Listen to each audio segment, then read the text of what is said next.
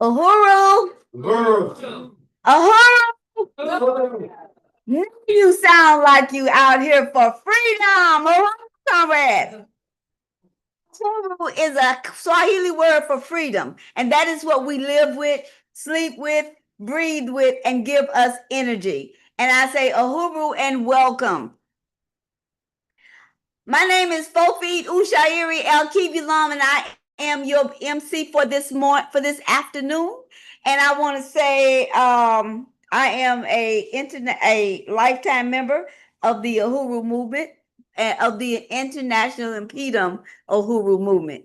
And they are the ones that brought you to Aquaba Hall, which Aquaba means welcome. This Sunday rally is led by the African People's Socialist Party. Let me start back over. This is presented by the International People Democratic Uhuru Movement, which is led by the African People's Socialist Party, a mass organization founded in 1991 by our own chairman Omali Yeshitela to bring people into political life. Regardless of where we are, we're going to meet you there. You can be serving at a May I Help You Please, or you can be the owner of May I Help You Please. You can be the president, or you can be the one sweeping the floor. You must have political education. That is the one thing, among other things, that African people do not learn in school. Because you know why? It makes us dangerous. Being born with melanin makes us dangerous anyway, for the simple reason we were captured 600 years ago. In Africa, we were the first cargo to come out that were precious to the world, and tried to be, was spread around the world. And now that we know that we don't have to be helped under the helping hand of colonialism, because we help them to build the world. So let us change the world and make it free, because when we're free, the world is free. I want to thank everyone for coming out today. Uhuru! Now I would like everyone to stand as we sing the national African nations fight song written by our own Ilikia Ngoma. I have skips in my memory because I'm at that age. Okay, but that's okay. I get it done. All right. The African nations fight song.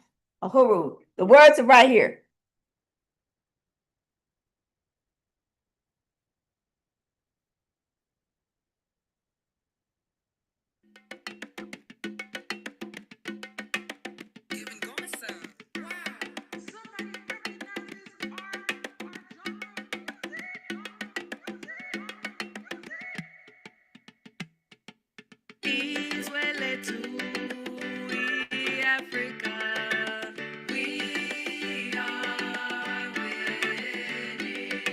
Shout Uhuru for our freedom. We are ready. We'll dance and sing songs when revolution's won. We are ready. Africa's best daughters and sons. We are ready. Long live the liberation of our African nation. Freedom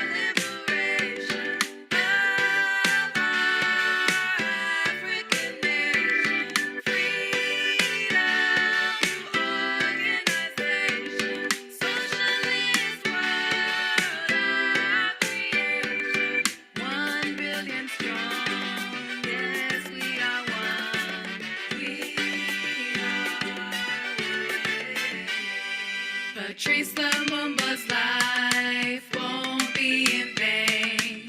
We are winning. Keep up the work in Marcus Garvey's name. We are winning.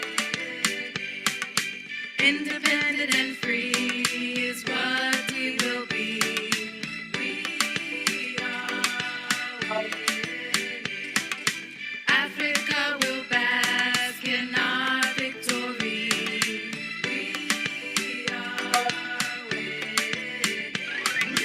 Long live the liberation of our African nation. Freedom to organization. Socialist world, our creation. 1 billion strong, yes, we are one. We are winning.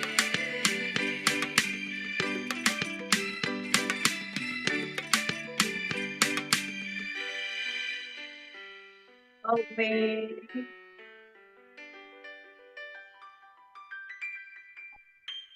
If that don't make you want to fight, nothing else will. Uhuru! Yes. And now I'd like to bring to you the president of the International People Democratic Uhuru Movement here in St. Louis, Comrade Jason Westbrook. Uhuru. Fist up, fist up, touch one, ease ready to,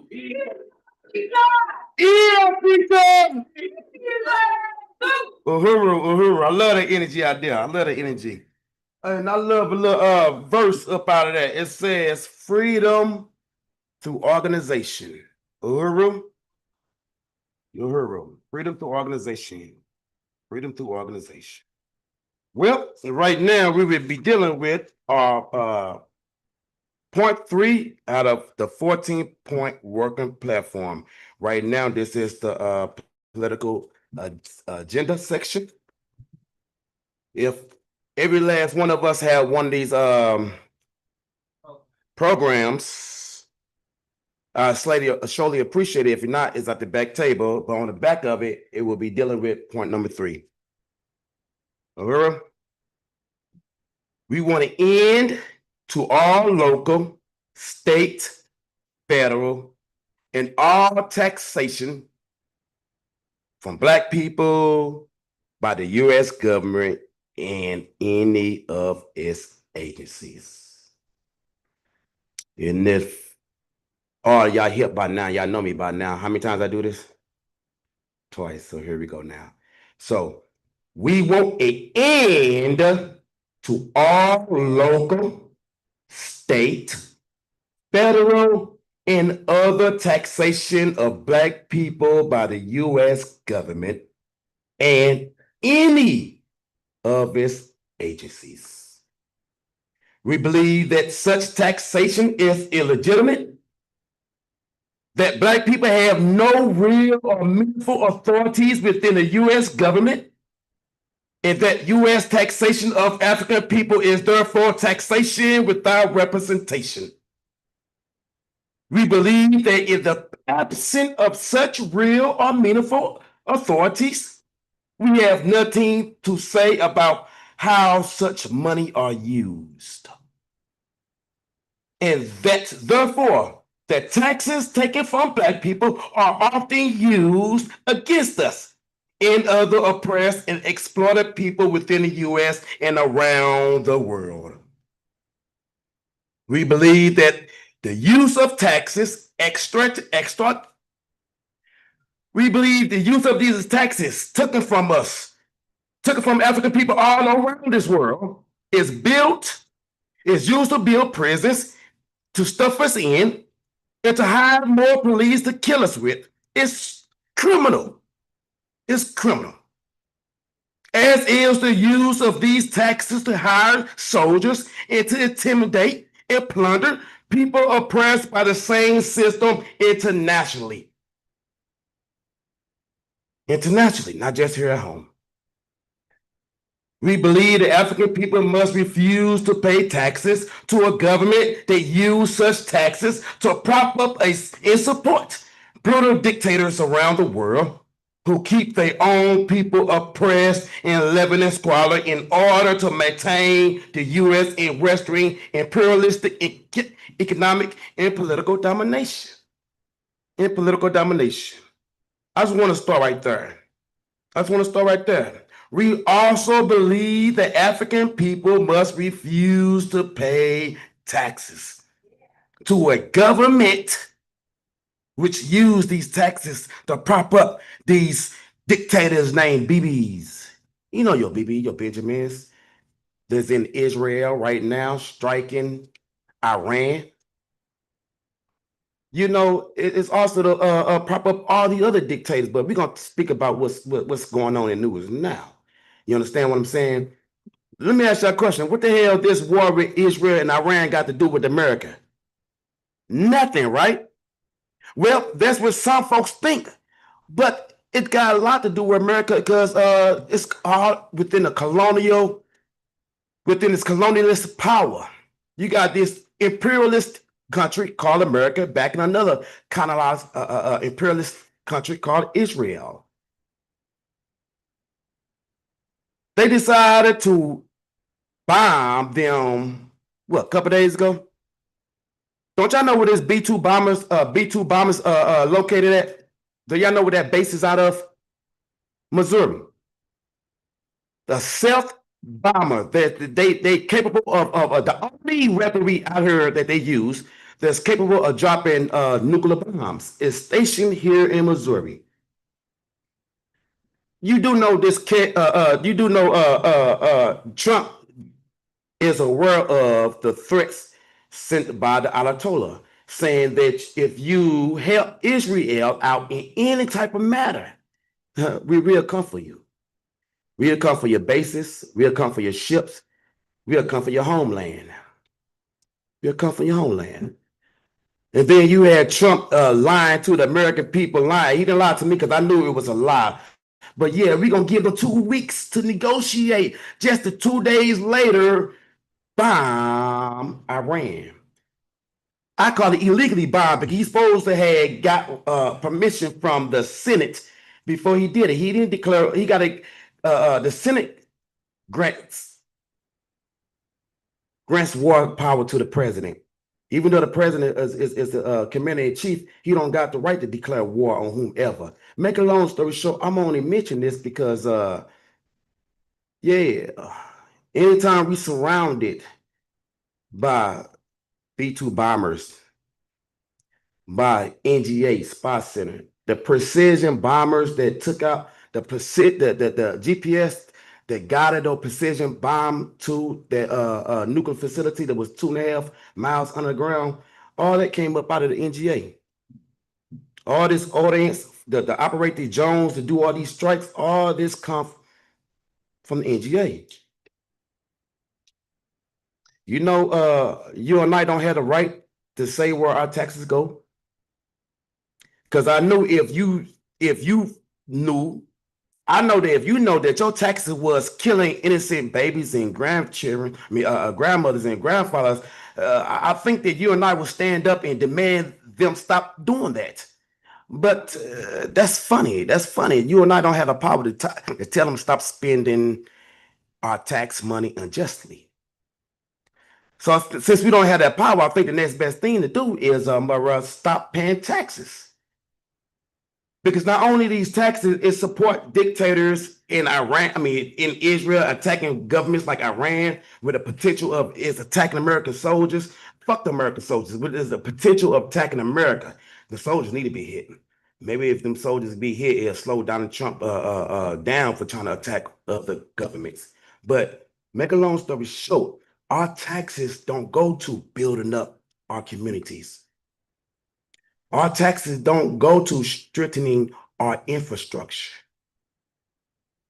If you go up and down these streets of the north side, these streets of the west side, you will see crumbling infrastructure from the buildings to the roads, from the light poles to the trees. That's why it was easy for May 16th to come. That's why it was easy for May 16th to come. Come on, y'all. They blame this on a tornado. It was no tornado. It was an act of war from City Hall. It was a lack of direction, a lack of leadership, a lack of anything, especially money coming from City Hall. Don't let them lie to you and say that it was a windstorm. The tornado caused this, which the tornado helped it, but it was city officials, benign neglect, Team 4, etc. But make a long story short, our taxes build prisons to put us in. Our taxes put policemen on the street to harass us.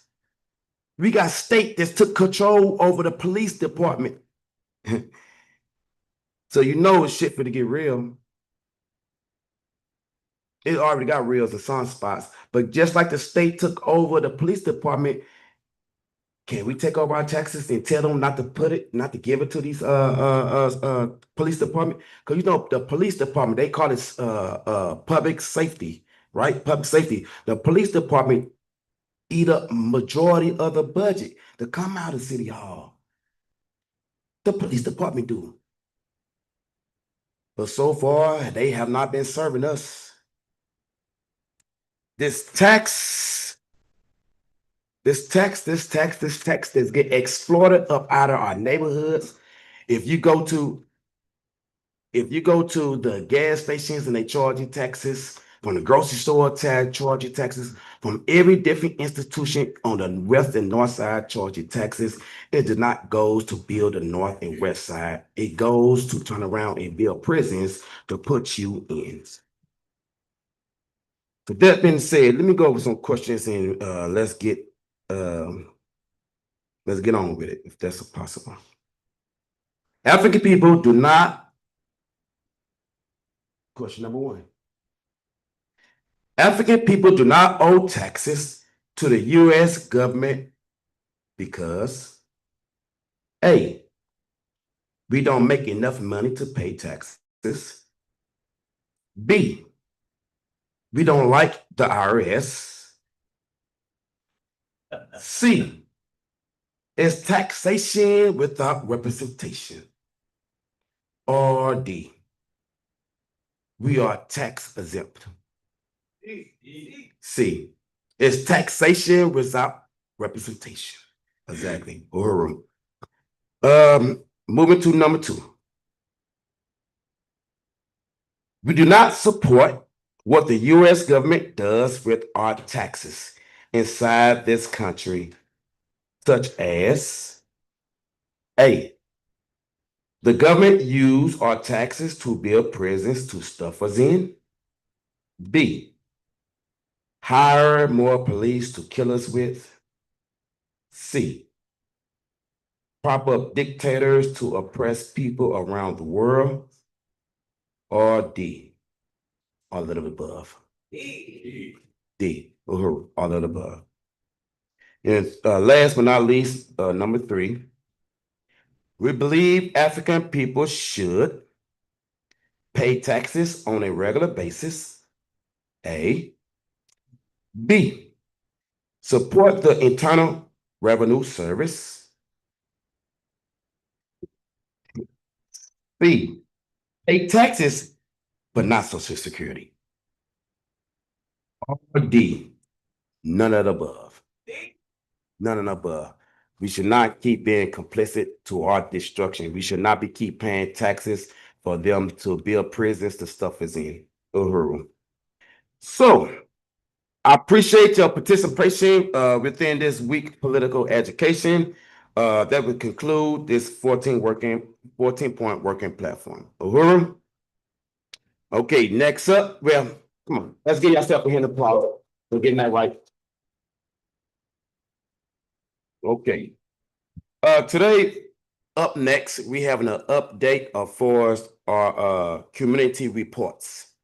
So we're gonna start off with Emmanuel. How you doing, young man?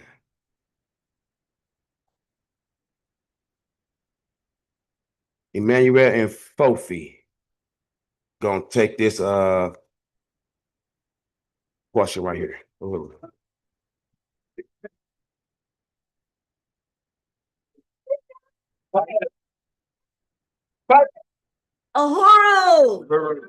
Hi, guys.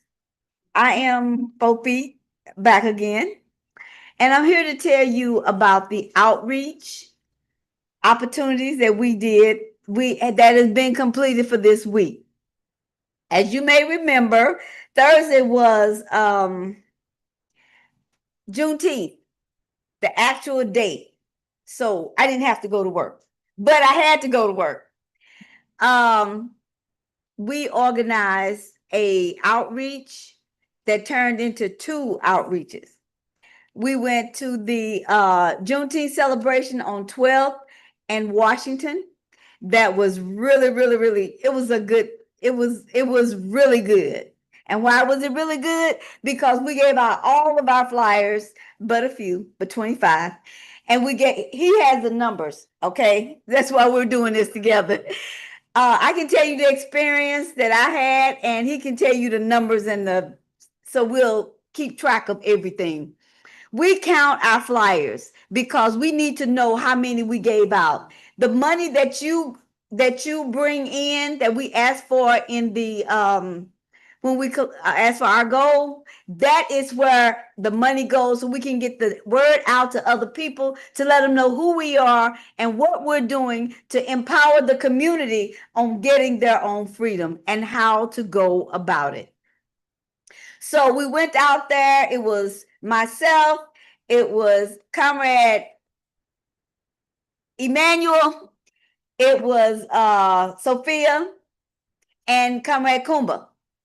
So we split it up each side of the street, and anybody knows that I can talk. Okay. So we had an hour to go from one end to the other. I didn't make it to the other end. They did, but they had to come back and get me, and we did some more.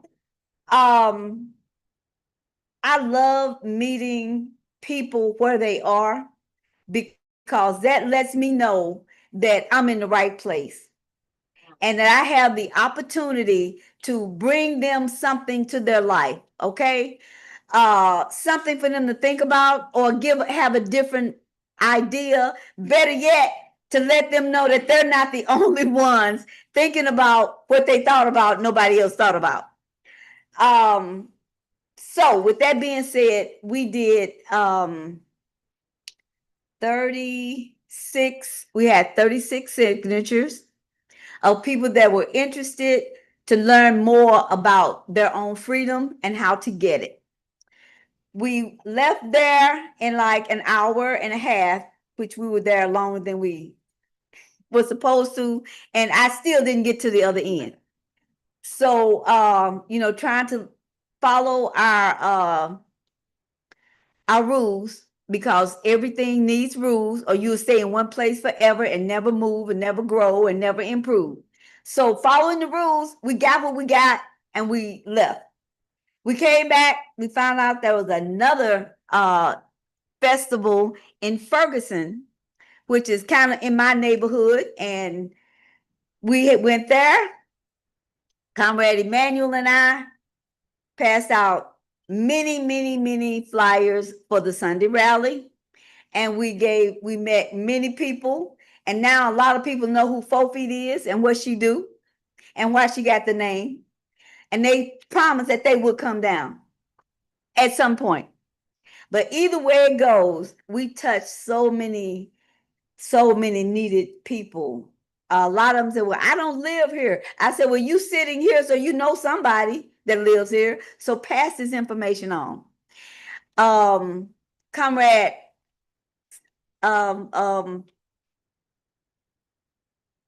Sophia and Shakura came out after we left, or as we left the one in Ferguson, they came out there. And I just want to say the Uhuru Movement was out among the people to let them know we are all one. Now, Comrade Emmanuel will come and give you statistics and his experience. Thank you.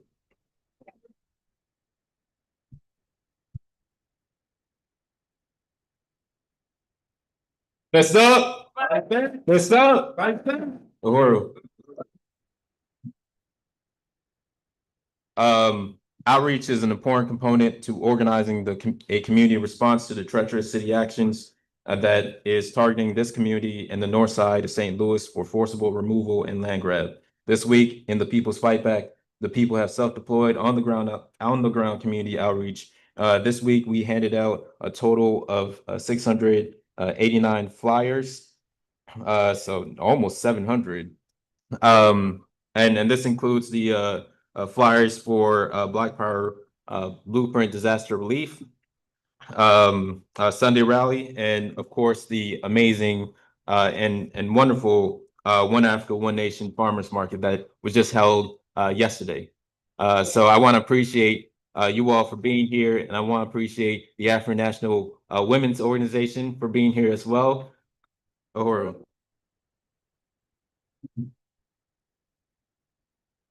And everyone we spoke to was very receptive to the call for a response to the city due to the lack of response from the city and the need for community organizing. And I want you all to participate in community outreach from door to door to flyering to phone banking to placing flyers in stores. This fight back will take the full mobilization of our communities.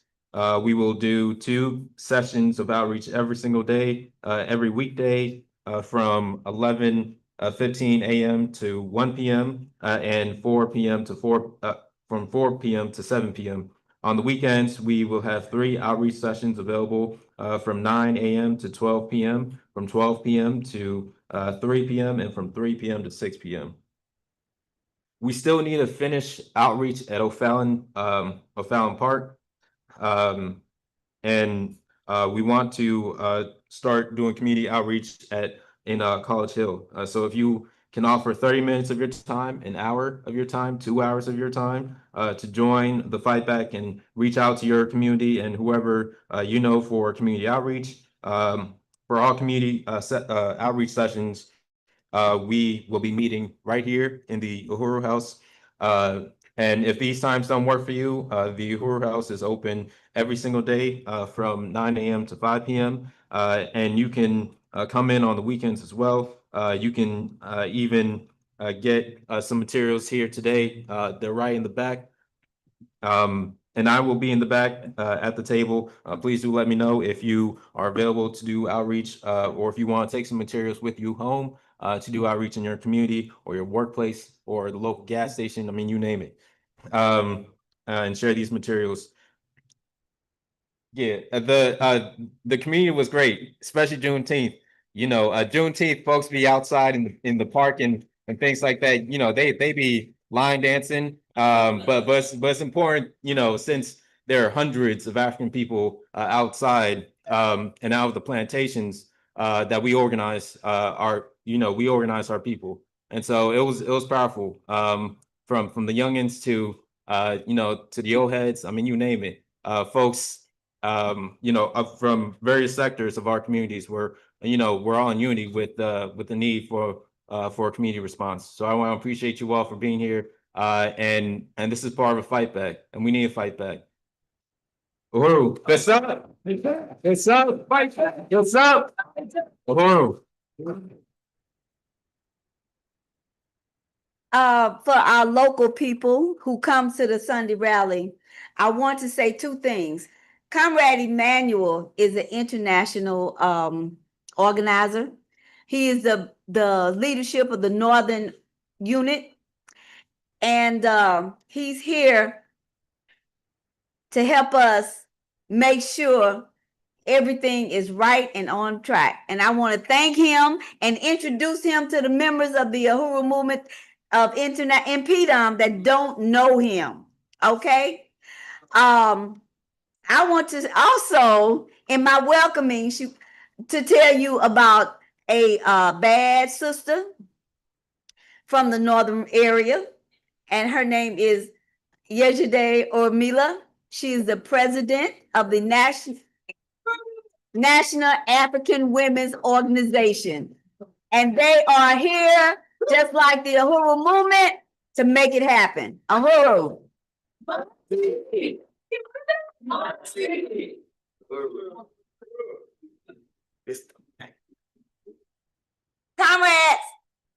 I want to introduce you again and bring her up to our comrade and president of the African National Women's Organization, African Women, Uhuru.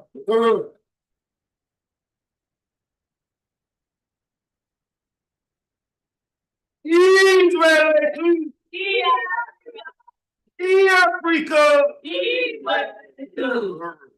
Uhuru. Uhuru, comrades. It's great to be here. I'm sorry, let me stand up. It's great to be here in St. Louis and see my comrade. It's hot outside.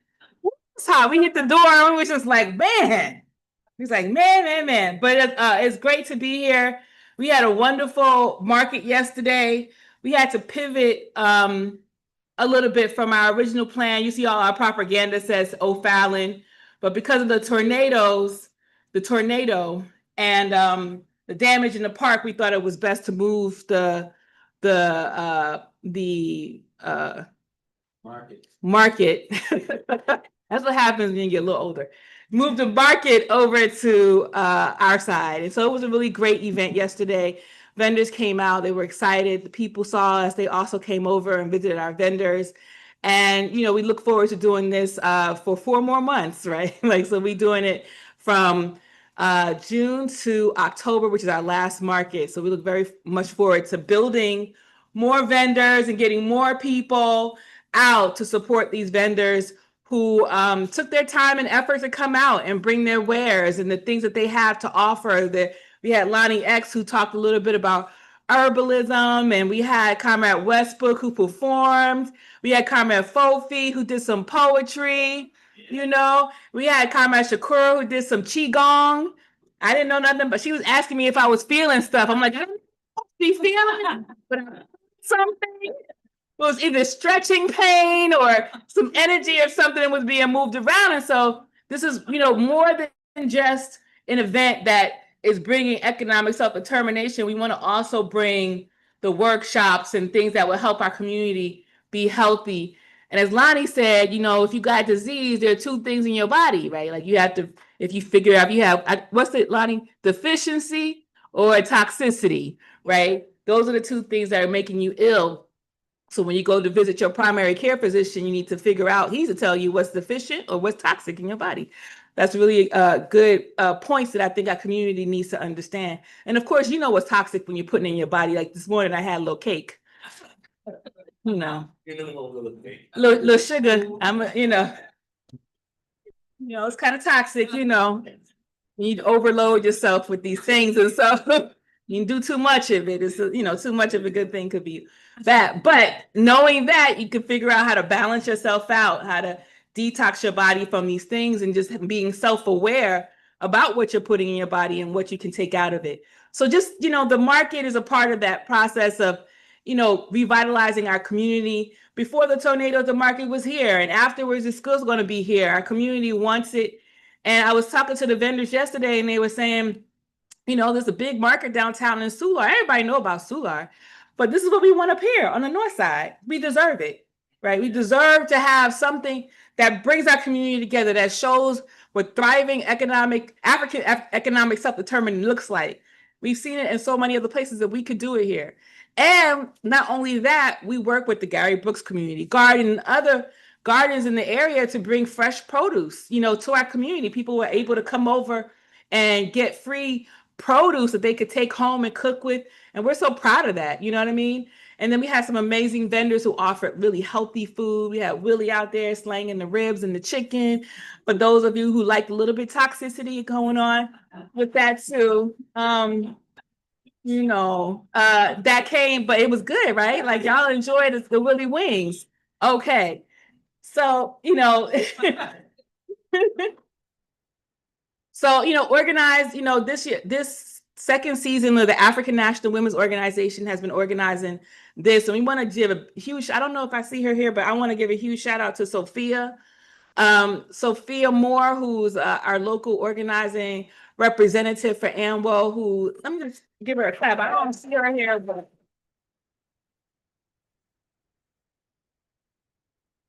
it was hot, we were struggling, and Sophia looked like she was hot and struggling, but she was still there, making sure that we were able to get the things that we needed, and organized, what's the name of the Boost Radio?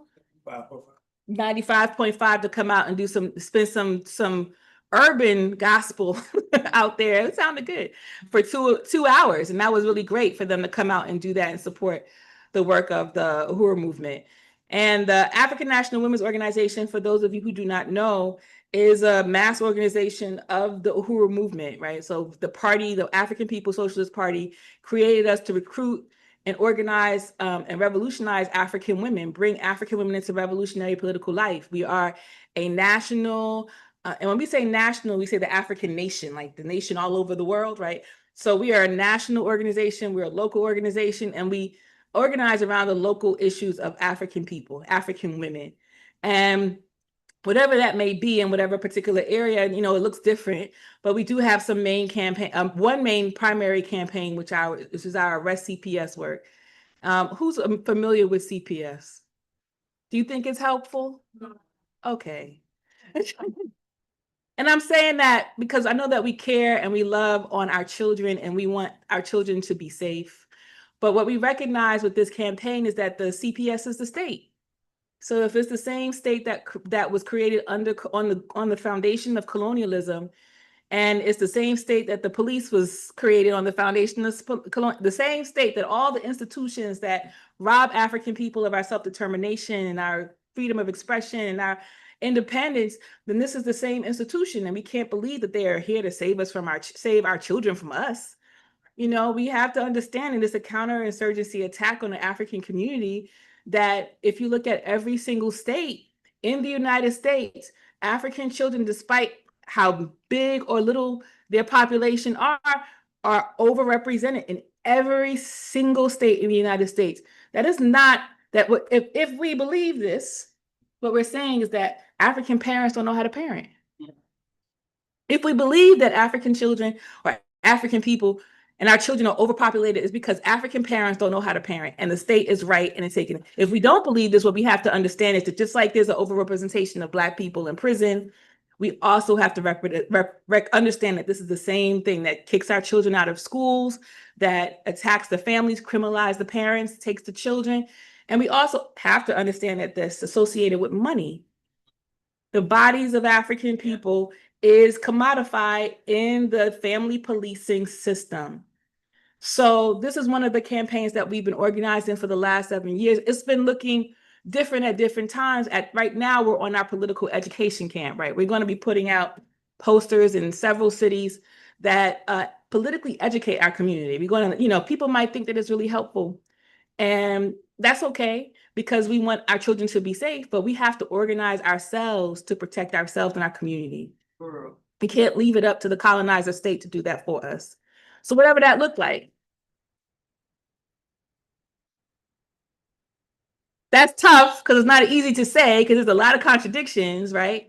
But we also have to be able to say that if we truly are looking and organizing ourselves for freedom, how then do we create the institutions that exist today to help us, journey into freedom, right? So we can't wait until we've killed the colonizer and overturned the system and then start thinking about what do we do now? We have to start thinking about that now. We have to start organizing and trying to solve those problems now. And it may not look perfect, it may not always work, but we have to start thinking about, if I don't want the state to come in and take these children, but there's a problem, what do I got to do in my community to make sure that this child is safe? What do I got to do to support this mother who may be struggling? What do I, even if it's like dropping off extra groceries or making sure that you could take the child and, doing, I don't know, whatever your capacity is. I don't want to, speak on what people can do, but there are things that we could do to ensure that the state does not capture these children or throw these women into, police custody. Because even though, like, we've been dealing with a case now where a woman has her child taken out of her custody, doesn't know where her child is. She's facing felony kidnapping charges because she took her child. So now she's the kidnapper of her own child. And her child is nowhere to be found in this system. The courts don't know where she is. The mother doesn't know where she is. And, what happens to our children? So we have to understand it's a part of the counterinsurgency. So I wanted to unite with Comrade Emmanuel in terms of outreach. We have these posters for our market. There's more to put up.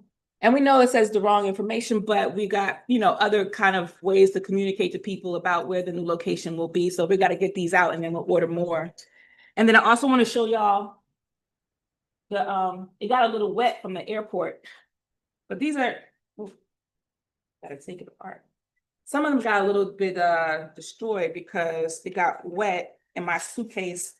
When I was leaving Maryland, we had like a really bad thunderstorm and they must have left our luggage out on the tarmac and water got into my suitcase. Shit, I hope all of them are not like this. I'm sorry. Anyway, this is the poster. Another Black child was kidnapped today. There's information here. We're going to put these up in our communities. And if anybody's interested in joining or learning about or trying to organize around keeping our community safe, we have at ANWO here. We have an Arrest CPS building committee that we're trying to build. Comrade Rage has united to help taking on with coordinating the Arrest CPS local committee and, putting these up. And if you scan this QR code, it's political education. People can read it and leave it. But if they want to do more, there's a QR code that people can sign up on a form and come into organization. And that's what we want to do. We want to make sure that our community is educated, but we also want to make sure that we can organize our community, not just talk about the issue, but organize our community for dual and contending power. So I'm going to leave us with that. There is information to get. Sophia can provide that when she's around. And yeah, thank you, comrades. Uhuru.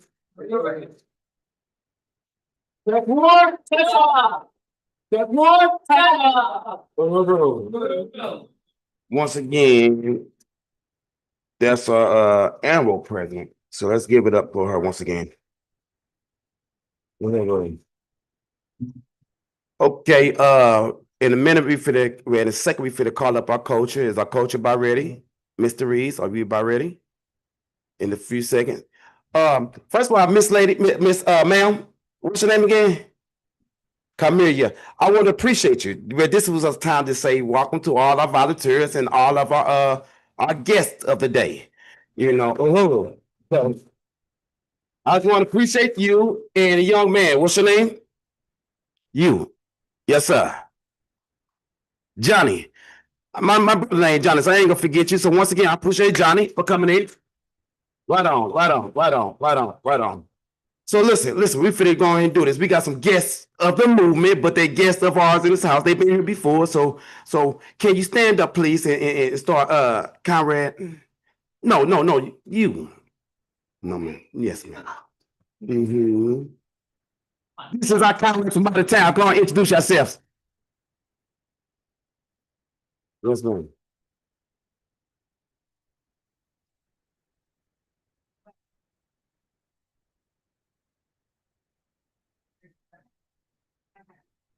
Uhuru. And we have for you too. See, I'm trying to lose your keys, your ticket, however you get it back home. I'm trying to lose it because we're trying to kidnap you all. And once again, our comrade right here, I know your names. I just don't want to give it up. I want y'all to give it. No, she gonna give up her own name. So go ahead and stand up, comrade, and introduce. Well, come to the mic and introduce yourself to the folks. You. Yeah, so we got some new faces in here, but it's not new to the movement. It's veterans of the movement. It might be new to y'all, so I want y'all to see these familiar faces. That's all. No. I'm Shakura Sinwali. At this moment, I'm located in Wichita, Kansas. I'm with ANWO. I'm a member of ANWO. I'm also a member of InPDUM. So all I can say is, we have a lot of work to do. I unite with what's already been said. I appreciate what Comrade President had to say in sharing who ANWO was and what our fight is and how everything is connected in terms of us having control over our own lives, everything. Everybody, people have heard. It's all about us understanding that colonialism must go. It can't go without the mode of production, which I'm not gonna, the mode of production being destroyed and taken into our own hands. Exactly what Comrade Ibrahim Traore is doing right there. Exactly what the party and the league before have been talking about, for years. From Garvey on down. Lumumba, Patrice, anyway, y'all know what I'm saying. I appreciate y'all. All right. All right, listen. I'm gonna pick on one more person. You know what I'm talking about? I'm picking on one more person. How you doing, Yolani? How you doing, young man? See, until you become an official member, you know what I'm talking about? Yeah, we guess. So how you doing, young man? You want to come bless the mic and say hello to everybody? Yeah, I'm gonna pick on you. I'm gonna pick on you. And look, as he making himself down to the mic, come on, come on. Yeah, he just revealed to us that he a culture. Yeah, so one of these days I'm gonna get him up here to serenade child. Cause he can sing. He the smoking Robinson. Yeah. Yeah. Uhuru. Uhuru. Yeah. Yes, it's on. Okay. Well, I don't know. I just want you to speak to the folks, tell the folks who you is. Why you? Just tell the We'll talk about it later. Was picking on you. Yeah, I'm saying, this is our soon to be new member. So go on, tell them who you is. What I want to say to everyone is here, you should be proud of yourself that you're participating in something like this, because there's so many people that are just totally detached from what's going on. And I was at the library the other day and was talking to a young lady who worked there and began to tell her about what the sister just mentioned, Ibrahim Harrell and what he's doing in Burkina Faso. And he was saying, all we have to do is look at that image, just pay attention to it and look at it and say to yourself, why can't that be us? Because this brother is the personification of leadership, of humility. And he's setting such an awesome example, we cannot help but be proud of him. That's why they're trying to take him out. But you know what, I'm a firm believer that the power of prayer, can go and do things that I can't do. So I try to send my blessings to him, and it was some way that we can connect and support them, because they got it going on. I'm just gonna be frank about it. What you said. I was really impressed with that. So I'm grateful for you all, and like I said, you should be proud of yourself.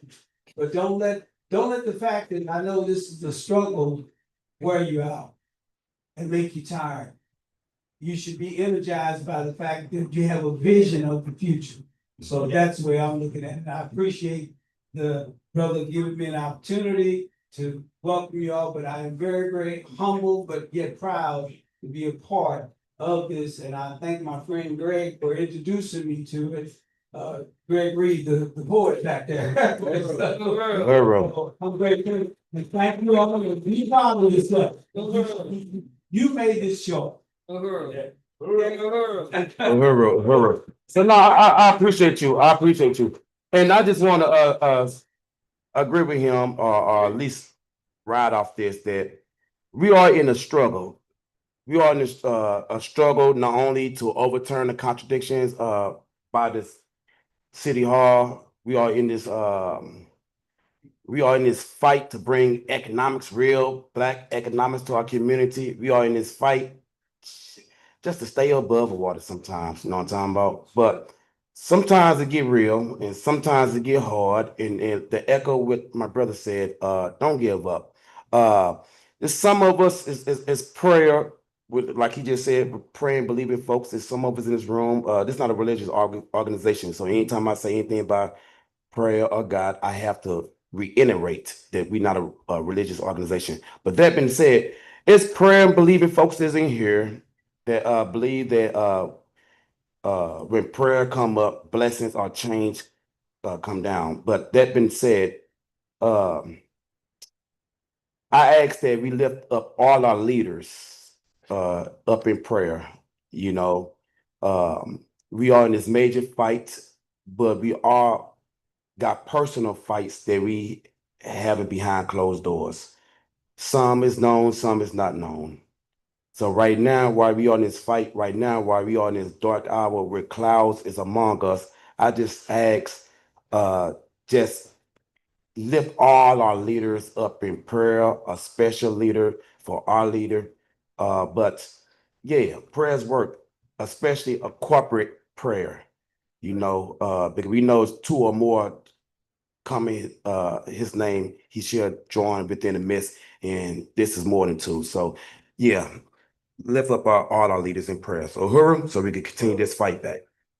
But right now, I want to bring up our comrade Gregory Reed for today's coaching. Uhuru, fist up, fist up, Uhuru, that's right. Uhuru. Habar Afghani, brothers, sisters, comrades. Um, as you've heard, there's been so much work that has been going on, particularly in this past month here. It's quite amazing. I wanted to a little lighter story. I mean, have you ever thought about why in the world do we have to work at all? I mean, yeah, I mean, surely you have to think about, why do I have to worry about getting up tomorrow morning and going to that job? Well, probably that car note or house note, or one thing that's really important is eating. But see, a long time ago, we didn't have to worry about food. When people got hungry, all we did was step outside, reach up in the sky, and break off a big chunk of cloud. Ooh, and that cloud was nutritious and tasty, and people would reach up and they'd grab off a big chunk and but people being people, sometimes we'd grab a little bit more than we could handle. And you'd break off a big chunk of cloud and throw the rest on the ground. Now the sky looked down and said, people, why are you throwing me on the ground like I'm garbage? Oh, sky, we're sorry, we won't do it anymore. And people were very cautious. They'd reach up and just take a little piece.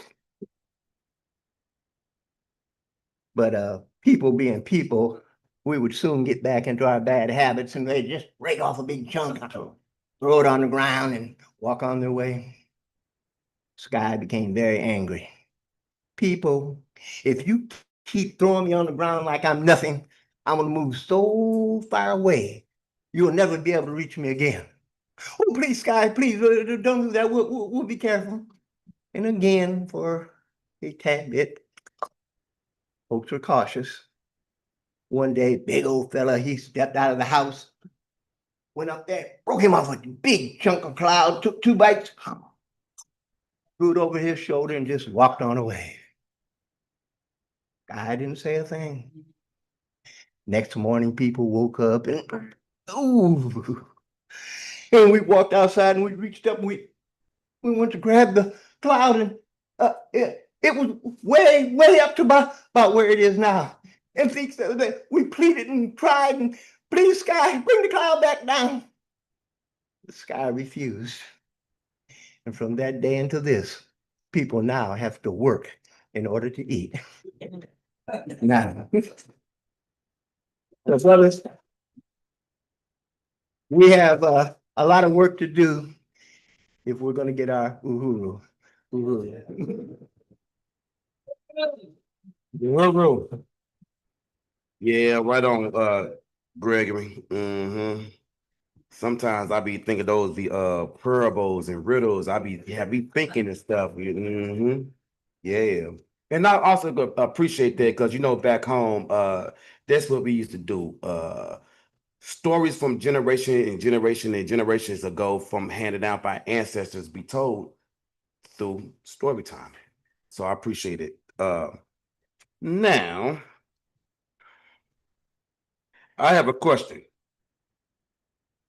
Do we all know what Juneteenth is?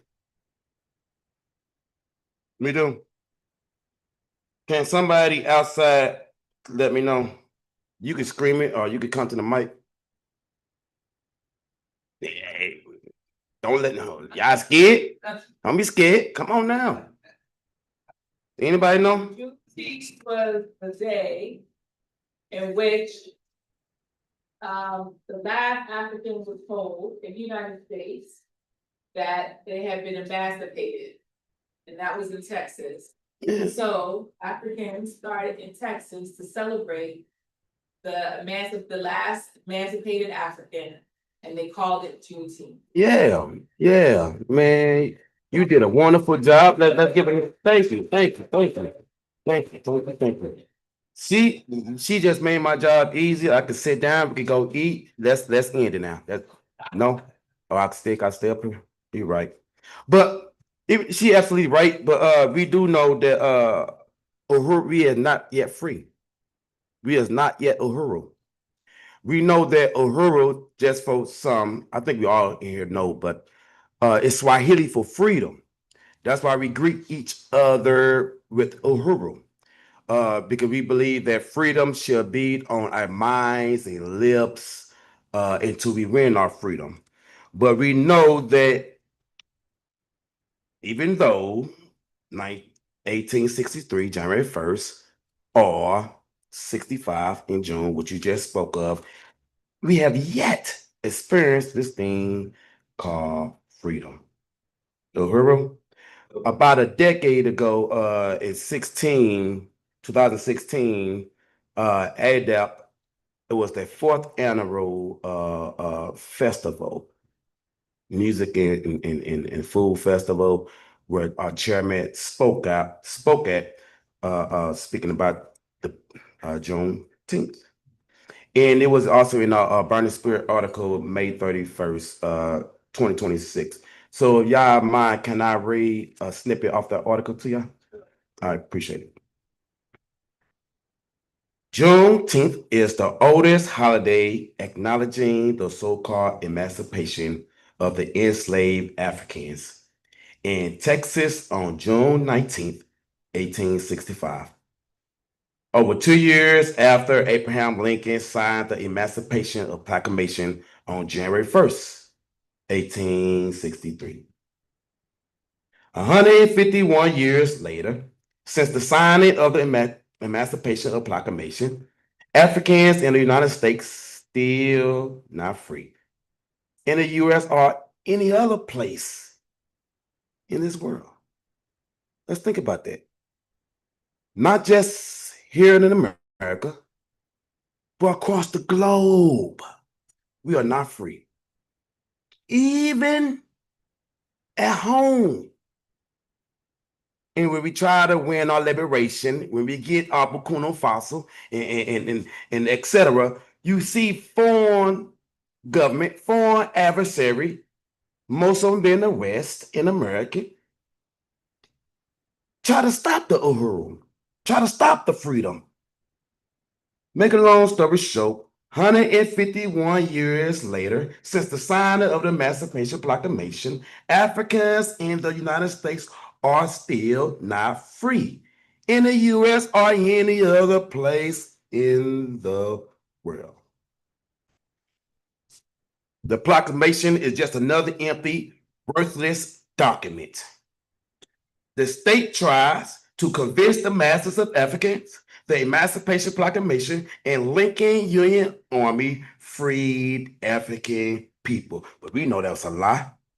Over 200,000 African soldiers fought in the U.S. Civil War, fighting primarily to free Africans, but also to save Lincoln's army. Africans understood that the only way we could be free Africans understood that the only way we could be a free people was by fighting for our liberation. Fighting for our liberation. You got some folks think the key is to beg for it. The key is to pray for it and hopefully God give us down to it. Give us it. But we understand that Africans understood the only way we could be free was by fighting for our liberation. Just as we was beginning to be free from our chains 2 years after the issuance of the proclamation, the state was reworking itself to maintain the colonial social order. By the 1900s, The political and economic gains of Africans realized was following legal emancipation was largely destroyed as a result of black codes, Jim Crow laws, and other forms of white violence. Everything, you know, especially everything that was gained through Reconstruction, it was lost in 2 years. It was lost in 2 years. It's just unfortunate, but I'm not going to go there. Today, Africans remain in prisons population within the U.S. colonial borders, along with Indigenous and Mexican people. The same people they took the land from and turn around and tell them you illegal, you're not welcome in. Today's African remain in prison population within the U.S. colonial borders, along with Indigenous and Mexican people. U.S. African revolutionaries during the 60s and 70s learned from our ancestors who fought and died for freedom during the Civil War that no collaborators with the state will liberate us. We have always proclaimed Juneteenth as not yet Uhuru, not yet free. We have always proclaimed that. And I end quote. That was from the Burning Spirit, May 16th, May 31st, 2016 article. But like I said, we are always stood on the principle that we have yet, we ain't free yet.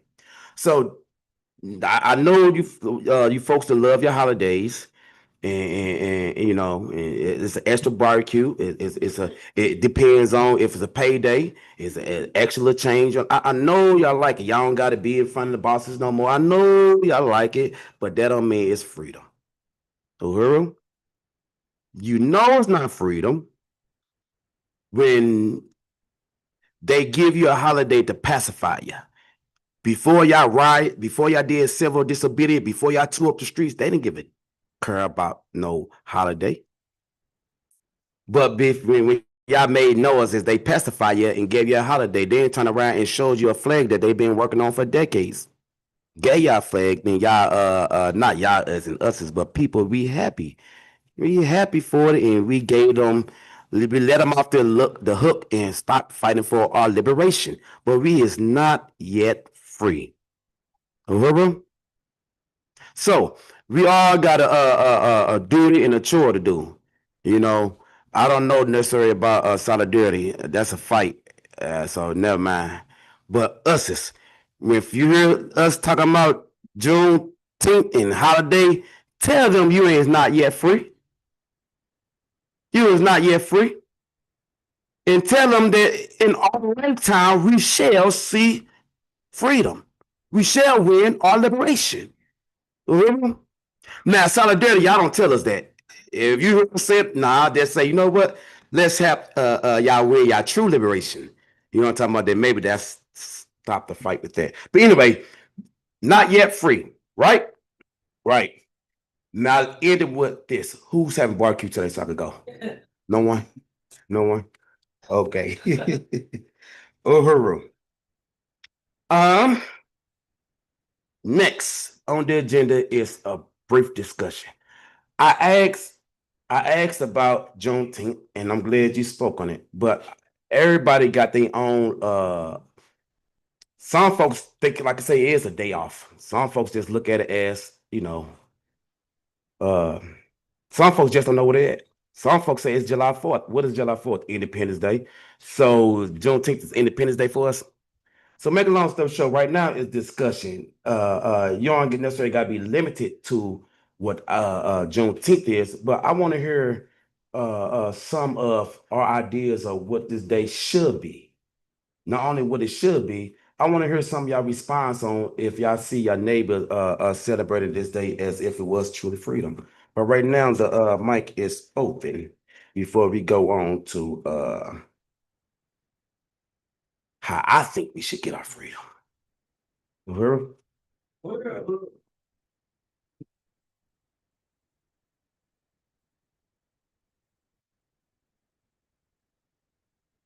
the party put forward demands for reparations and have organized for reparations with the solidarity movement. But Juneteenth should be a demand, a national demand for reparations, not an understanding that, not coming to some conclusion that we are free and that we should be, celebrating that. I really love, even before it became a national holiday, that the Uhuru Movement had these events that said Not Yet Uhuru, and we still say Not Yet Uhuru, because the demand for reparations is really a anti-colonial demand. It's putting to the question, like, you have all of this wealth on stolen indigenous land, you have kidnapped African people, and then we're supposed to be grateful because after hundreds of years of forced labor, we no longer have to be, but what followed that? Yeah. Sharecropping, Jim Crow, lynching, hundreds of years of destruction and violence, and continue to happen to our people. Look what's happening after tornado here in St. Louis. Yeah. You gotta fight for the pennies that they owe us in this community. Reparations is a demand for Juneteenth, and we have to keep that in front of us. But also, more than just making a demand, but we know the colonizers ain't gonna give. You gotta fight for it. Right. So also organizing ourselves outside of this one particular day for liberation. That's why we have the Uhuru Movement. That's why there's so many organizations in the Uhuru Movement, so many ways to be a part of that freedom. And I also want to say this, that people in the sphere of organizing and activism for Black people talk about liberation like it's a catchphrase, but they don't know what it is. They be like, oh, we want liberation. What does liberation mean to you? Does it mean that us is gonna get, a free ticket on Southwest on Juneteenth? Although Juneteenth did have the Juneteenth stuff all over the airport. It would have been good, but that's after they announced that they was gonna allow that one free baggage anyway. Right. You know what I mean? Now you gotta pay for that one bag. It would be amazing if we can get that free ticket. But what does that mean? What does liberation mean to you? And for us, liberation in the Uhuru Movement means the total liberation of African people, the ownership over the means of African production, the African working class to take power in our own hands. And that means that we can no longer accept and we will no longer have capitalism. Colonial capitalism will be overturned and destroyed. That's liberation. We will not be talking about liberation underneath capitalism. That is not going to happen. Right. You cannot maintain colonialism and just for a little piece of it. Right. Of liberation. Liberation has to mean a total destruction of the current colonial system, and something else has to be in its place. And we say the African working class have to unite Africa and use all of the resources for our benefit. So that's what liberation means to us. And I just want to be clear when we talk about it. Uhuru.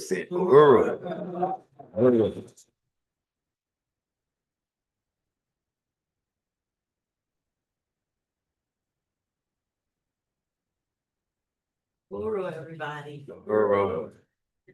Like, I'm always running errands and making photo books and doing some type of project, and I live so far. My name is Emmanual, and I'm gonna try to pick up on one thing that you said. It's amazing how much being here reminds me of all the layers of freedom fighting or freedom thoughts that I had even growing up.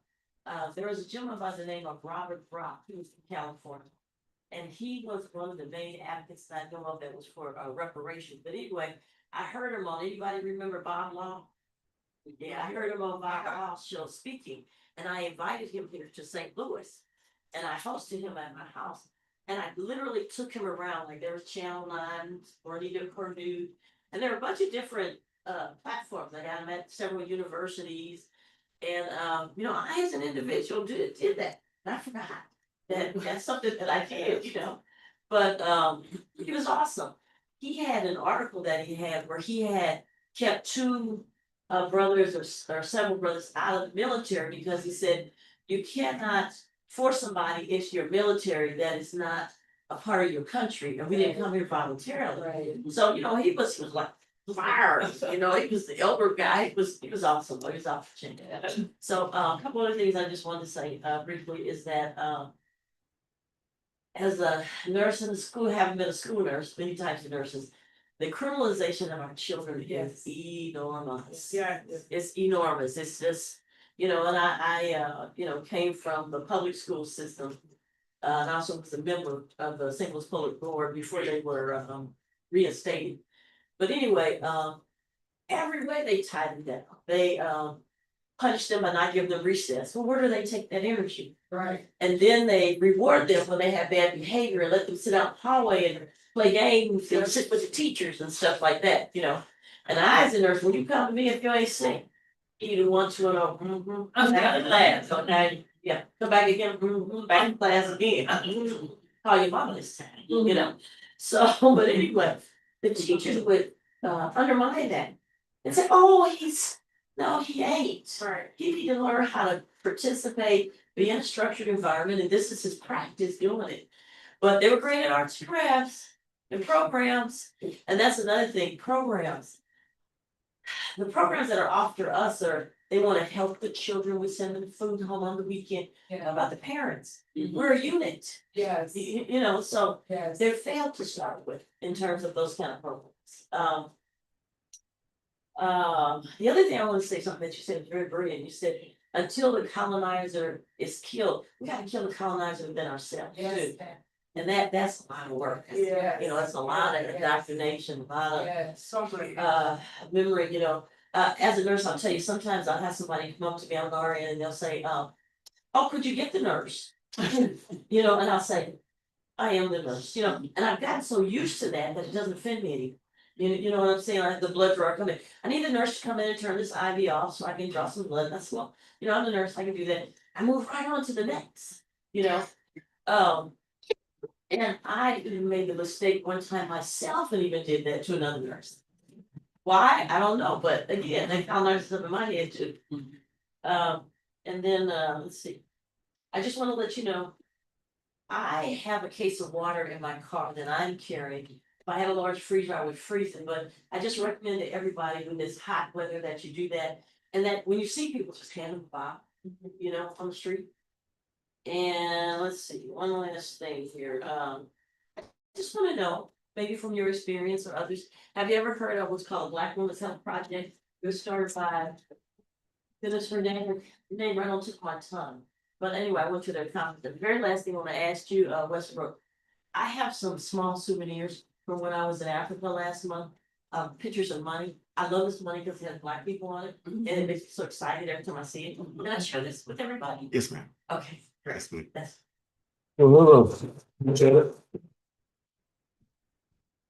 Another way we can win our freedom is through education, right? Uhuru. Yes, sir. What strikes me about Juneteenth, and this was for reflection. Juneteenth, like Kwanzaa, like Black History Month, did not it came about as a result of the actions of brothers and sisters. That's right. We didn't wait for it to be codified. Right. Although that happened later. Right. But it was those brothers and sisters with Black History Month, started with Dr. Carter G. Woodson and Negro History Week in 1925. That's right. Studying us. We didn't wait for some institution to come out and say, oh, we're gonna put a degree upon you. You had folks like J.D. Rogers, who were lay historians that went out and searched our history and preserved it for us. Kwanzaa was started by a brother by the name of Dr. Maulana Ram Karinga. And because it was meaningful, brothers and sisters around the world started to celebrate Kwanzaa. We weren't waiting for it to be put on the calendar to say, oh, there's a holiday for y'all. Juneteenth, as it had been brought out, was started as a result of brothers and sisters acknowledging that certain barriers had been eliminated. And because those barriers were eliminated, we created our own holiday. We didn't wait for somebody else to acknowledge that holiday. So for me, Juneteenth is more of an opportunity to reflect upon what we can do as a people when we come together in unity and decide to move. That's why there were so many black cities that came about as a result of segregation in the 1920s. We did, because we were not allowed to live in places, we put together our resources and created cities. Kinloch was one. Zion, Illinois was one. East St. Louis became one. We know about Rosewood, of course, and Tulsa. But there were many more black cities that came about with brothers and sisters putting together their resources and building. One of the things that we struggle with, and we're going to have to address for the people, is how do we protect those things after we gain them. Today, one of the things that attracted me to Uhuru Movement is that it's brothers and sisters coming together and redefining the world that we live in and building as we had done in the past. And for that, I'm grateful. It's a pleasure to be with so many of you who are working towards the same.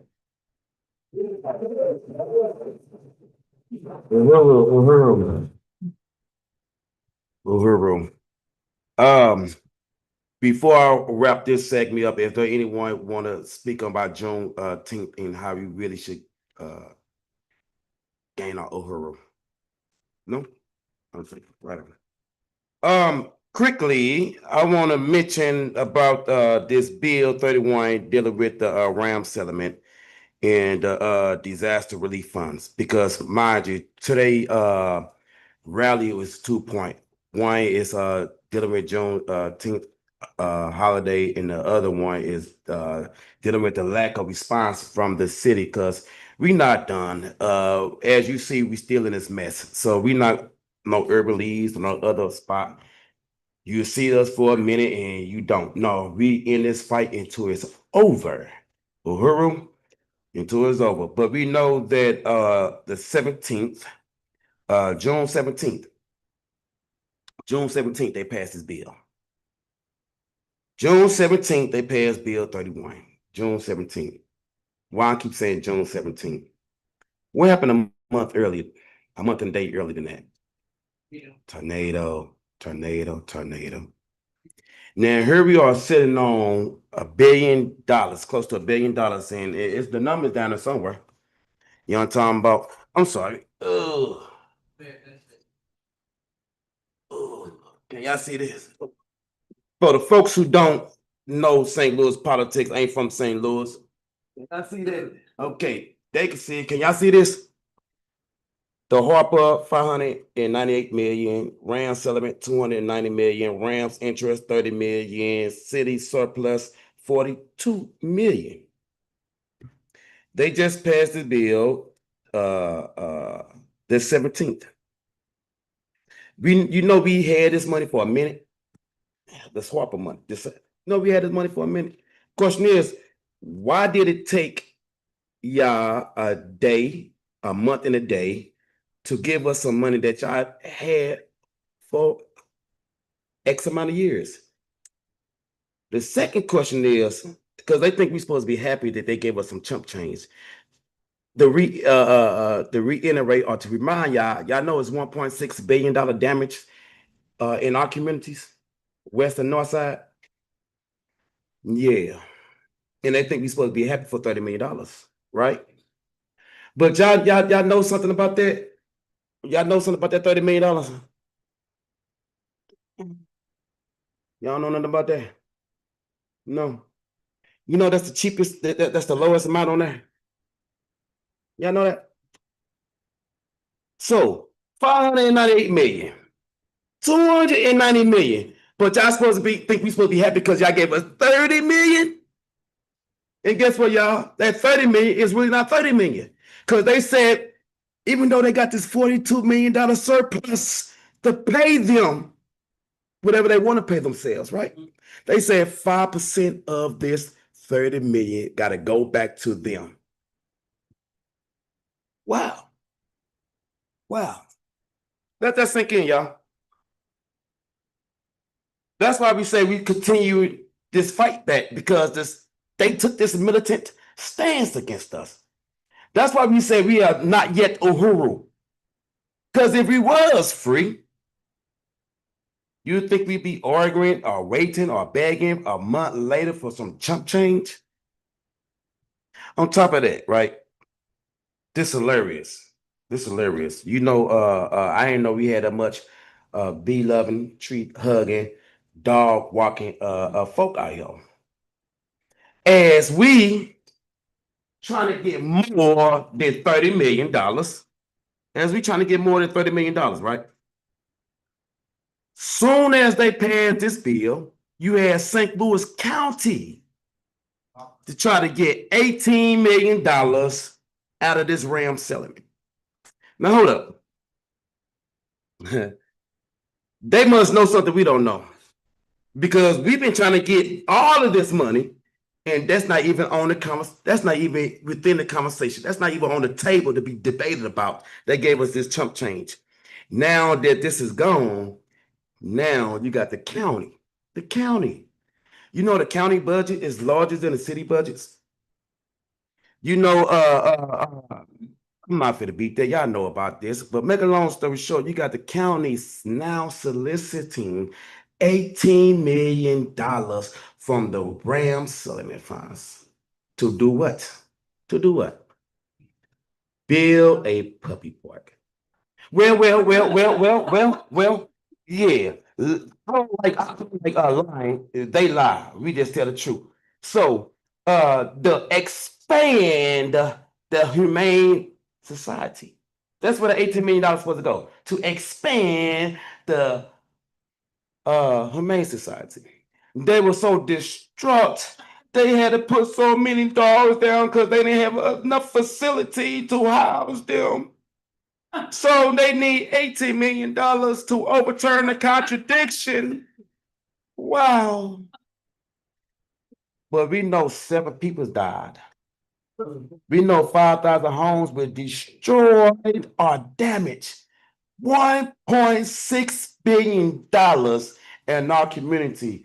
And this is the conversation we having? The county budget.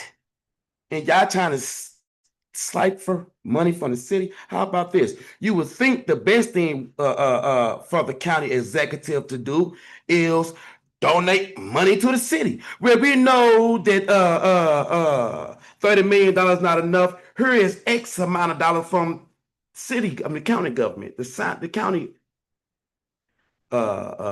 economics. But no, that's too much being right. They say, you know what? Even though our budget is largely y'all's, we won't. I see since y'all trying to get these black folks some money, we're gonna try to get some money too. We want $18 million for a puppy park. So the thing is, we gotta raise hell because this is who we dealing with. When they care more about puppies than they do humans. Where they care more about where these puppies gonna be housed at compared to where these people gonna be housed at. This is the government that we are faced with. That's why we continue on this fight back. That's how we now check this out. It's an old saying that when it's a lot of distractions over here, they doing something over there. Yeah. Right? So I'm gonna tell you about a few of these distractions, and I feel sit myself down so we can go eat. But while they busy, yes, ma'am.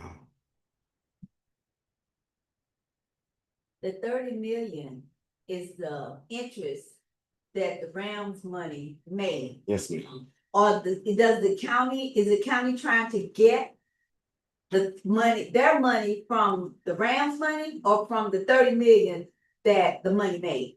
Actually, that's a good question. If, and I'm glad they was a little bit too slow. If they probably would have tried to solicit it before the final vote on the 17th, it probably somehow probably would, but no, ma'am, it doesn't. Since their vote was already on the 17th, the bill was voted on, so it can't come out of that. Yes, ma'am. But what they trying to solicit it from is the Ram settlement, the 290. Yes. They trying to solicit from 290 million. You know what I'm talking about? Since they see that money can be reallocated, because that was a thing. No, we can't touch this money, it's already allocated. So when they see that was lies, and they saw that 30 million can be allocated to us, that's when you saw real county trying to dip into the 290 million that they said was already allocated. So that's the thing to watch. If the county end up getting this 18 million, then we gotta get a fierce fight, because we didn't get nothing out of that 290 million, and we need it. But you gonna give puppies this 18 million out of this too? Not so, no, ma'am. That's something we have to watch. That's something we have to watch. But yes, this fight. Yes, ma'am. I'm sorry. How you doing? Stuff, but I'm gonna wait till you're done. Yes, ma'am. Because I almost forgot my point. But not for saying to sit down, but make a long story short, while we busy fighting the city to release funds to the community, while we busy fighting the city to pull this red tags off these buildings, while we busy fighting the city to restore power to the north and west side, they busy simultaneously doing this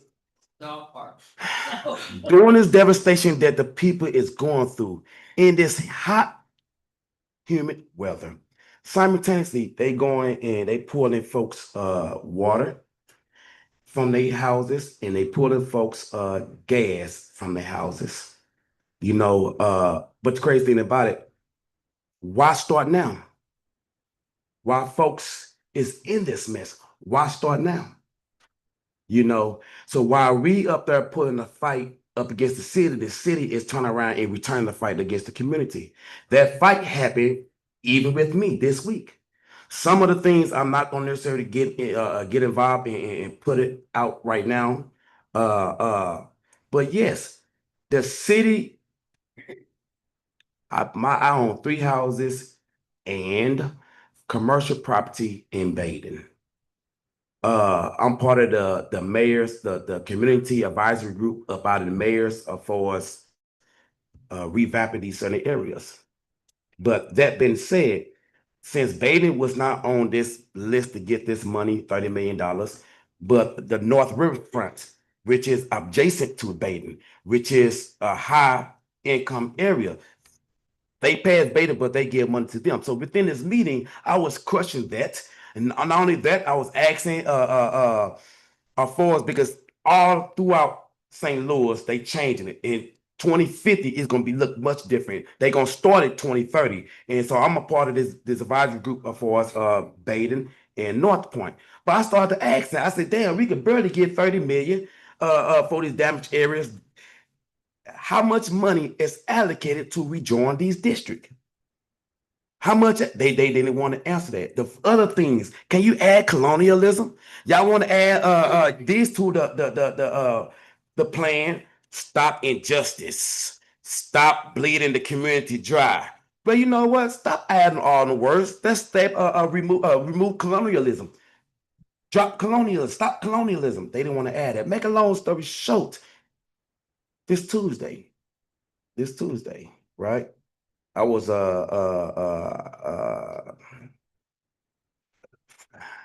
some crazy stuff happened in the meeting I'm not finna go into right now.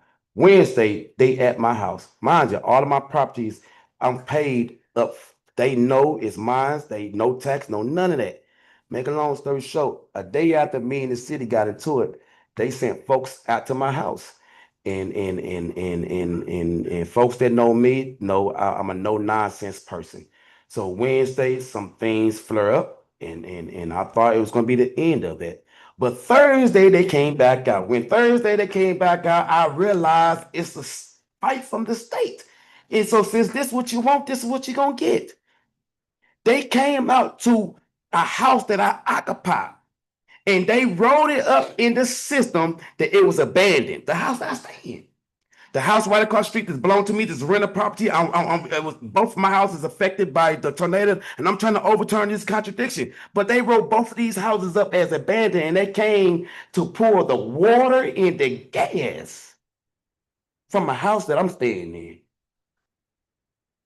They must don't know that we are in the middle of a fight back. Make a long story short, cops was called because I wasn't gonna let that happen. Nah. When cops called, I don't know why they think I believe in that thing called badge. When the first badge was slave catchers, I don't care about no badge. But when the badge came, they thought it was gonna intimidate me. It didn't. Make a long story short, they was all on my property. I asked them one time too many. You should only tell them one time. I asked them one time too many to get off my property. They didn't get off my property. I will tell you that I did some foolish stuff. I will never do nothing foolish again. I want to recommend y'all do nothing foolish, but sometimes you just gotta stand up for what's right. Sometimes you just gotta stand up for yourself, you know. But I went to go get through my motivation to get off my line. I turned my back to go get some motivation. If y'all know what it is, don't worry about it. But when I got my motivation, they laid off my line. And the same process, dude, he trying to bring his gun out. He tricked and shit down and shot himself in the face. Boy, it was hilarious. It was hilarious. Don't worry about it. I'm putting all the footage tomorrow. I'm putting all the body cam footage, and we might end up watching this up on the screen. But make a long story short, I guess what I'm saying is y'all don't got to be scared, y'all. Who cares that they got the state behind them? Who cares that they got the badge behind them? This intimidating process, it cannot go on no more. We are in a fight back, y'all. We are in a fight back, y'all. FoFeet, I love my Conrad. FoFeet, Conrad, why you in the car? We could have had whoop, whoop, whoop, whoop. Sometimes I won't recommend y'all do what I did. That was foolish. Even the white cop told me as they was leaving, I mean, I'm gonna go and get off that subject, but even the white cop told me as he was leaving, because he was a county brown. I don't know why they call this county brown to it, but he was like, "Yeah, you lucky you're not in the county. These boys do things different down here, you know. Don't be blind to the tricks of the city, okay? We gotta watch them. They finna demolish 150 to 200 buildings. Our fight cannot just be merely coming in here, rallying, motivating, getting folks excited, and going about our day as normal. Our fight got to continue on raising hell in City Hall like we've been doing these last few weeks. I commend my brother in the high heat. Our northern rep is doing outreach. Our fight got to be what we hear here. Go back into the neighborhood and spread it on how you could get involved against this fight. Because for a minute, I'm thinking that the fight is just these red tags. No, they slick. They trying to force you out the north side by any means. If this red tag is not them condemning deeming your house condemned, if that's not gonna happen, I just found out another way they could do it. Simply go in the system and switch your house from occupied to abandoned. Therefore, they could come and pour the water and the water and the gas. We got to be diligent. We got to keep this fight going. We have to keep this fight going. Is we have some literature that's on the back table. When we leave out, I ask, can each and one of us take some and pass it out to the community? This political education that we had today, I know we all smart. The things that you retain, can you go home and speak it to your neighbors? If you can't retain it, rewatch it. This fight got to be really more than me talking y'all heads off. Because I think I'm fit to end it with that. I can't just sit here and upset my comrade because I went over time. Because I think that I gotta talk and talk and talk and talk to get y'all to understand we are in a real fight, y'all. We are in a real fight. And until we are free, until we are free, we must continue on with organizational work. The fight song, where I led off with earlier, the fight song said, freedom through organization work. This is your home. This is your organization. This is how we gonna get Uhuru. This is how we truly gonna see Juneteenth. So now I feel called FoFeet to the mic, and she's gonna tell you how to get involved in organization work so we can truly get our freedom. Uhuru. Uhuru.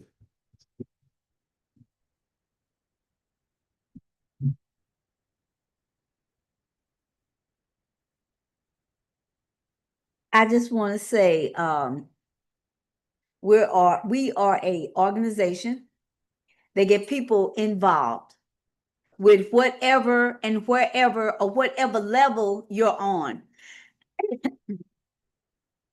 When you got an organization with you, you do not have to face colonialism by yourself.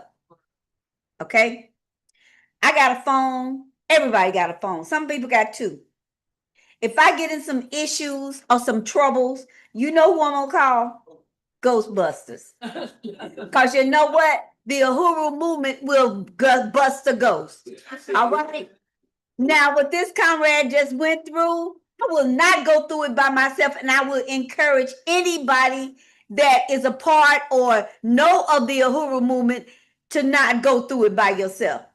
You have comrades that will knock on the doors of that community and get people involved in your issue because bet you they know somebody with the same issue. We could have rallied his community behind him, and that brought him right here, educate him, and he could have led him. So, moving forward, don't do anything by yourself because it takes a fist to make a mighty, the African fist. All right, put pressure on. All right. Okay, and with that, I got you. We got your back. Yes, ma'am. Come on up. Come on up, Miss Carol. Yeah, the young lady that was talking about the blacks on money. Me. Oh, okay. All right, I just want to add to that you were saying there, they had black people on money. Well, John Hanson, HANSON, he's on the back of a $2 bill right here in America. You can Google it and read it. He was a Moor. He's a black man. All right, you got Abraham Lincoln, the son of an Ethiopian slave woman. He's on the $5 bill. They lighten them all up and putting their hair, but they were black. They were black. So there are several presidents, but I want to name those two because I'm positive about those. The rest of them, I would have to look into it myself. But they're on our money. I just wanted everybody to know that. That's why I like coming here because I learned things I didn't know, and I can say things that somebody else may not know. So thank you, Miss Carol. Miss Carol does her research. Yes, ma'am. I love Miss Carol. She does her research. We gotta put you on the research committee. Now I want to tell you how you can become a member or a volunteer or to get your power by becoming a part of this community, the Uhuru Movement community. But first, we're going to do our resources. I'm asking for $100 for our resources today. And just like you heard when we were talking about the outreach and the hundreds of flyers we gave out for people to know we're here and how to get involved, that is why we do economic development. Okay, your money goes into where you can see it, and we report on it as we do our outreach. And as you carry your bundle out and give it out, know that, hey, this was my dollar here that I helped to create. Like I said, $100, you online. You know what? If you want to, I know you want to, okay? So I'm not going to even say if you want to. I know you want to help us out with our goal and more. You can go to Cash App if you use the Cash App. InPDUM, InPDUM, InPDUM. Cash out is the sign. That's the Cash App information. Or you can go online to inpdum.org/donate. Okay? We appreciate every nickel, dime, and dollar. Okay, if you have $100 already and you want to donate and be done with it, I can go sit down and we can eat that good food we got in the back. Yeah, we got some good food today. We have good food all the time. Okay. All right. You can also become a member of the International People Democratic Uhuru Movement. The membership gives you the same access as a lifetime member like myself. There is no difference except that you pay once a year or per year for your membership, or you can do a lifetime and you don't have to pay anything else. It's only what you want to support. The major basic level is really $25. We need to change this.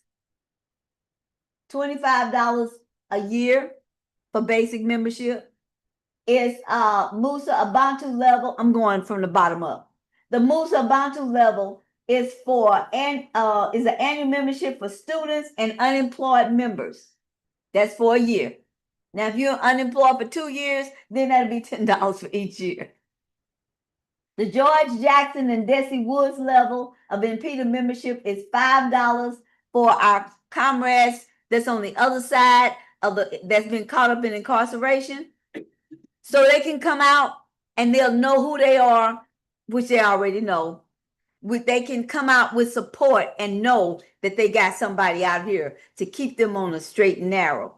Because you know what? We're going to win this thing, y'all. We're going to win our liberation. We're going to win it. And we want you to be in it. All right? Because we're going to win it either way. But we would like for you to be a part of it. Because I'm not free unless every African is free. And when I say every African, if you got melanin, baby, you got it from Africa. Okay? With that being said, do we have anybody that want to be a new member today? Do we have anybody that's not a member today? So I take that everybody's a member. So, with that being said, I will come back with the results of our goal. We have $157, comrade. Now that's what we have in the house. You can still give online.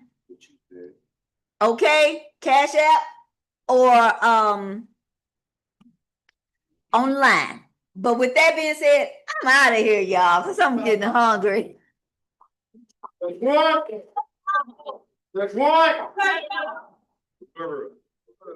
Your one letter, $5, $10, $15, whatever you get, it's gonna touch all of this community, Uhuru. Because we know your finances pay for the food, pay for the air, pay for the light. You understand? And pay for these flyers when we go out in the community and distribute it, right? So I appreciate y'all and give a hand round of applause for that.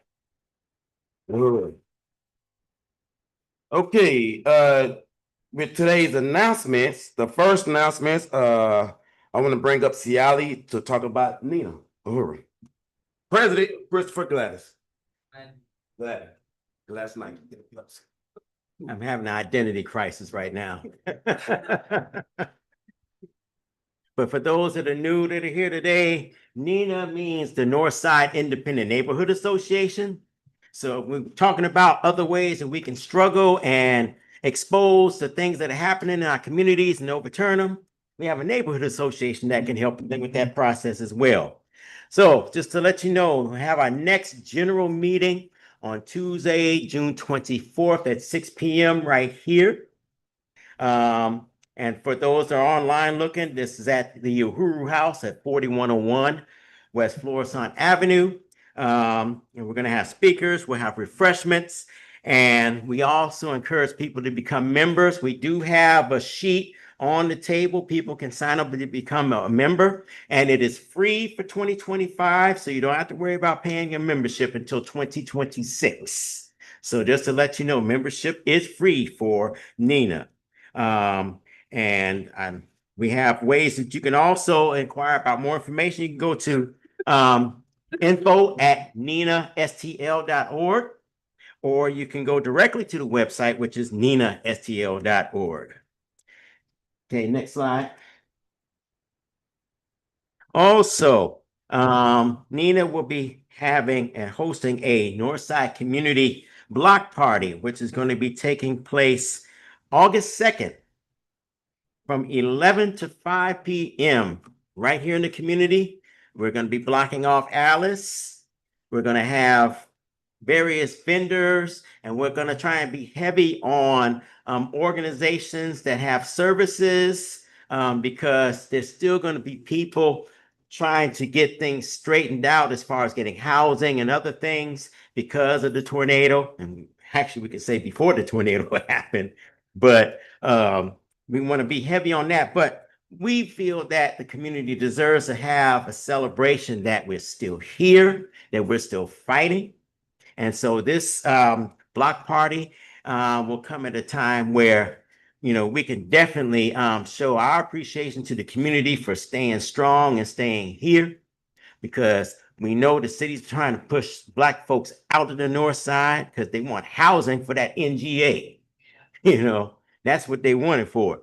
So again, we want people to join this process, because we have a planning committee we just formed that's going to be meeting every Tuesday at 6 p.m. right here. And so we have various areas that we want people to sign up for, and that's for promotions and outreach, for the program, for the children's circle, for volunteers and staffing and logistics. Again, we want to get people on board to help build this thing in the best possible way. So again, Tuesdays at 6 o'clock. But again, we want people to come to the NINA meeting on the 24th. So bring yourself, bring somebody else from the community. And also for people that are watching online here locally, bring yourself and bring other people with you, because this is a fight that we have to make. We have to stay here in these communities. We have to rebuild our community. And the way to do it is to come to the NINA meeting and come help build not only, you know, the block party, but build other things, build the capacity so we can know what the heck City Hall is doing at any moment. You know, we have to be informed about what they're doing. We have to watch the news. You know, not watching the news can hurt you. You know, so we want people to be able to be informed and be actively an active participant in the community. All right, next slide.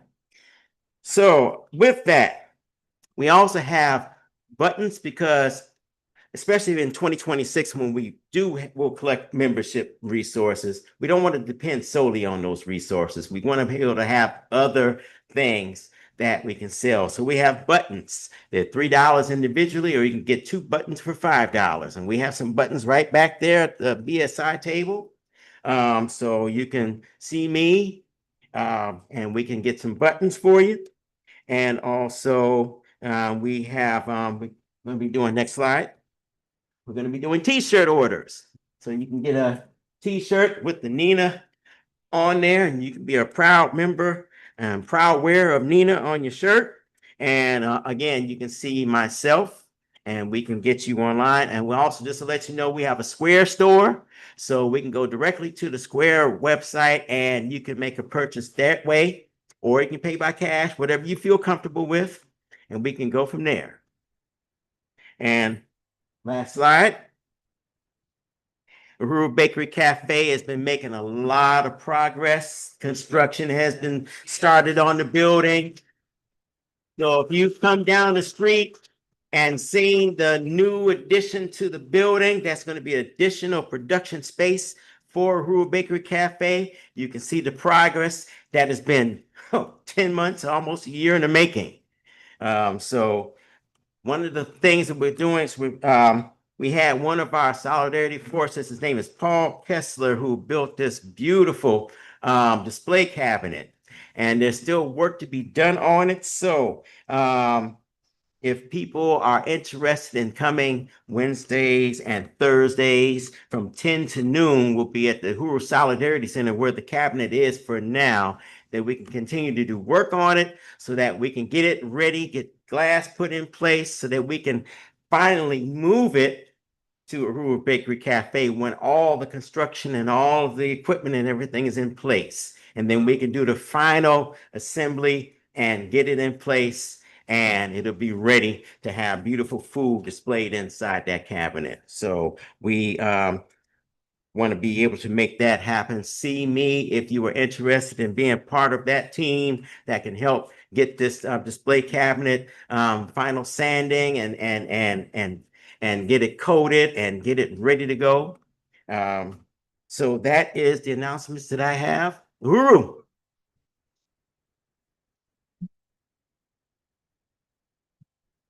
Okay, in our other announcements, Burning Spear. Well, let me slow down. Best stuff. Right back. Cause I said a week, I said a week. Y'all supposed to be better than me, huh? Okay, fifth stuff. There we go, there we go. Oh, it worked. All right, okay. Okay, the Burning Spear. Order today at the burningspear.store or subscribe at theburningspear.com/subscribe.